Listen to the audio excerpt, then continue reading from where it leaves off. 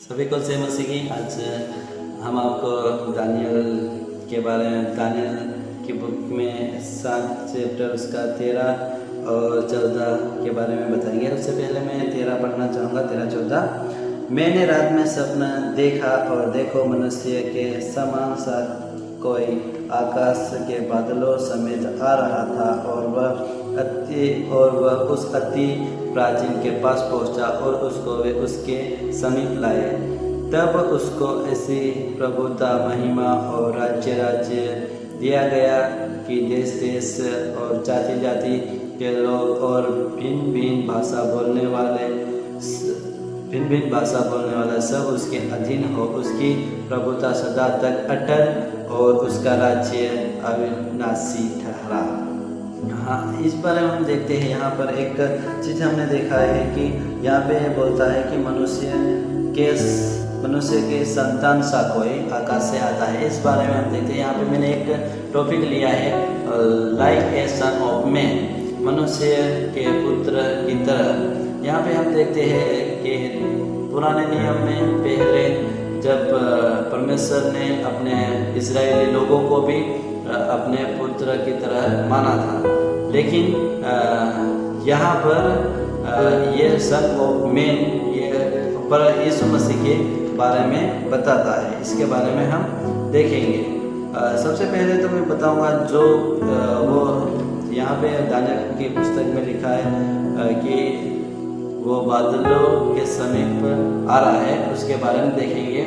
जो बादल थे उसके बारे में देखेंगे हम। जो बादल थे पुराने नियम में मूसा जब इजरायली लोगों को निकाल कर उस देश से दूसरे देश में लेके जा रहा था, उस समय में जब मूसा परमेश्वर से बात करने जाता था, जब परमेश्वर बादल समेत उसके पास आता था और बात करता था।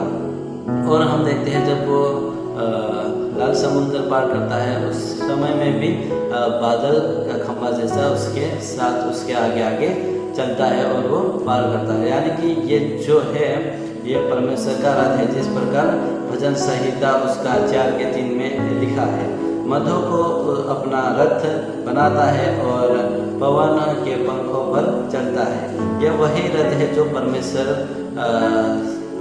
इसके जरिए चलता है, यानी परमेश्वर के राज्य और रथ के बारे में बताता है। और हम देखते हैं ये पूरा ये यीशु मसीह के बारे में बताता है, किस प्रकार बताता है हम देखते हैं।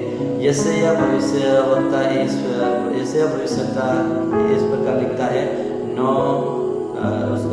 अध्याय 6 और 7 में इस प्रकार दे रखा है। मैं शॉर्ट में बताऊंगा। उसके प्रभुत्व की दृष्टि और उसके राज्य की संतान का कोई ना होगा। वह दाऊद की गद्दी पर और उसके राज्य पर सदैव शासन करेगा।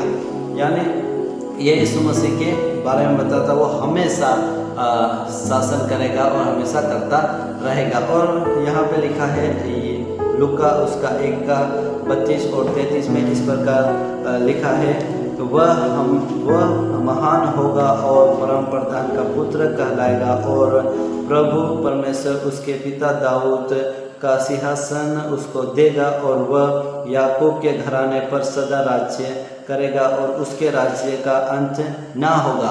वो हमेशा हमेशा राज्य करता रहेगा, जिस प्रकार यहाँ पर लिखा है। यहाँ दानियल में हम देखते हैं, उससे पहले दानियल की 1-2 आयत में उनमें भी इस प्रकार लिखा है। जब ये लोग फंसे हुए थे, उस समय में एक मूर्ति थी, वो आदि सोने, उसका सर सोने का और छाती चांदी की और पीतल का और लोहे का और जो पाँव मिट्टी का वगैरह वगैरह बना था। उस समय में हम देखते हैं कि जो एक पत्थर आता है और उस पूरी मूर्ति को नाश कर देता है और वो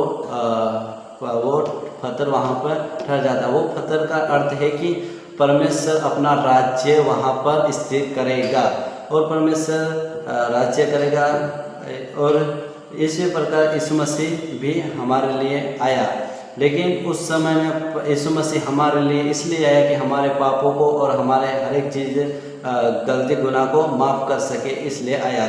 और हम आगे देखते हैं यीशु मसीह ये सारा किस्सा एक बार यीशु मसीह अपने आप को अपने हमारे सारे पापों को लेकर क्रूस पे चढ़ जाता है और फिर उसका स्वर्गहरण हो जा वो जिंदा होकर फिर से स्वर्ग में चले जाता है। और उसके बाद यीशु मसीह का दूसरा आगमन भी होता है। वह लास्ट हमारे प्रकाशित वाक्य में इस प्रकार लिखा गया है, वो फिर से आने वाला है और अपना राज्य फिर से स्थिर करेगा।